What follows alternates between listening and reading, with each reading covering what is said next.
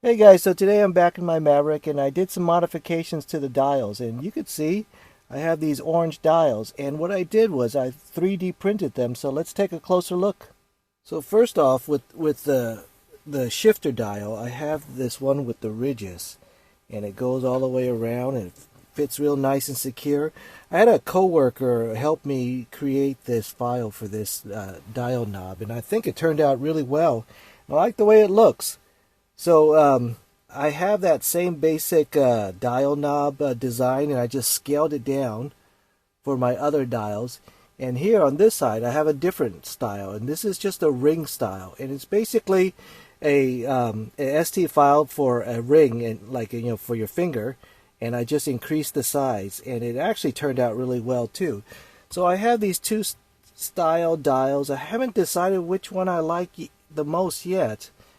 But see, this has the grip, which is nice, but this one, I don't know if you noticed, the Maverick dials are a little bit small for the volume and the tuning, so having this extra girth actually really helps.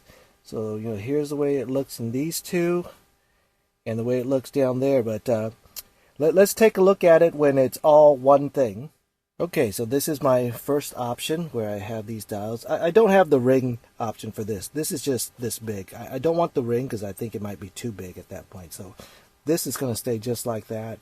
But for these dials, so here's two with the ridges and then two with the ridges. So let's take a look at the ring. All right, so here's the setup with the ring dial covers.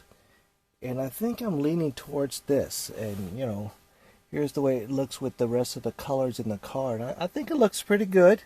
It's hard to find the right color to 3D print to match perfectly, of course, but this orange looks good.